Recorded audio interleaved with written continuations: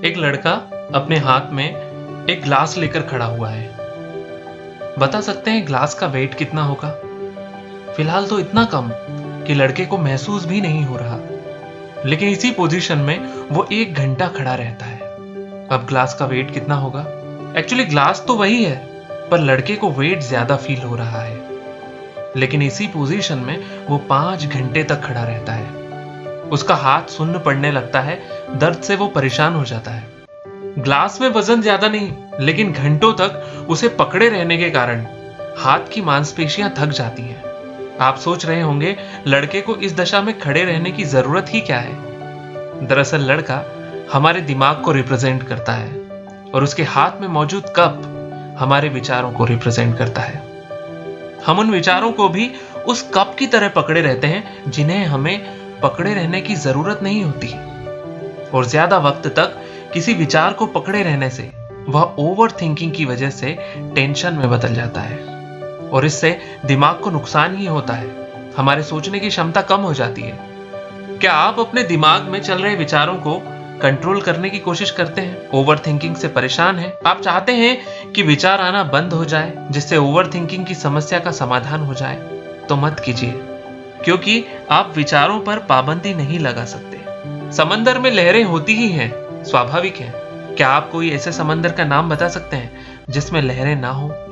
आप एक समंदर की तरह हैं और आपके विचार लहरें।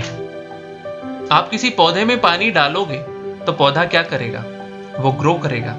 ओवर थिंकिंग इसी तरह इंडिविजुअल थॉट को एक सिंगल समस्या के बारे में सोच सोच कर टेंशन बढ़ा देती है और थॉट्स बढ़ते जाते हैं। हर दिन हमारे दिमाग में 50 से 60 हजार विचार आते हैं जाते हैं, लेकिन आपको डिसाइड करना होता है किस विचार को कितना टाइम देना है, किसे रखना है, किसे मिटाना है। ये उसी तरह है जैसे एक लाइब्रेरियन डिसाइड करता है कि उसे किस किताब को किस अलमारी में रखना है, लेकिन अलमारी में किताबें रखी जाती हैं, रद्दी नहीं।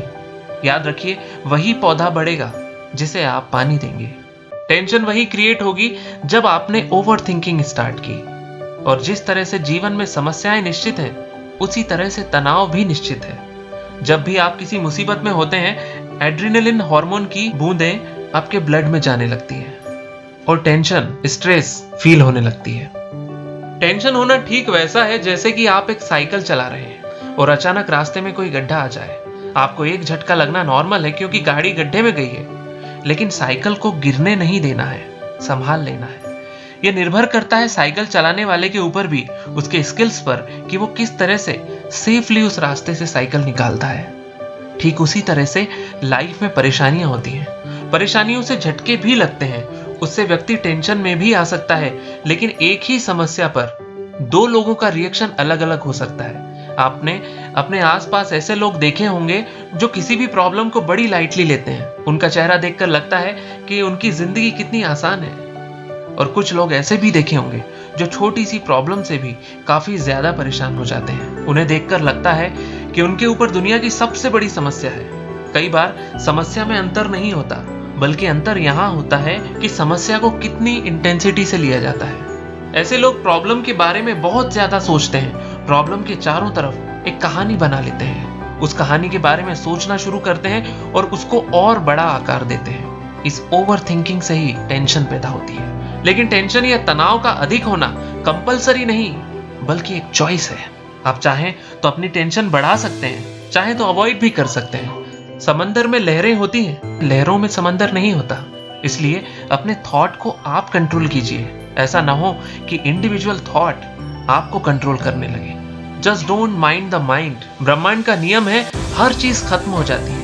इसलिए किसी विचार को छूने की जरूरत नहीं, उससे लड़ने की जरूरत नहीं, उसे हराने की जरूरत नहीं, उसके चारों तरफ एक कहानी बनाने की जरूरत नहीं, उन्हें हमेशा फॉलो करते रहने की जरूरत नहीं, क्योंकि ये भी नश्वर होते हैं। थम जाइए, वैसे ही बने रहिए जैसे आप हैं और आपका दिमाग खुद ही उस विचार को डिसॉल्व कर देगा। वीडियो अच्छा लगा हो तो लाइक, शेयर और सब्सक्राइब जरूर कीजिएगा। मिलते हैं अगले वीडियो में। जय हिंद।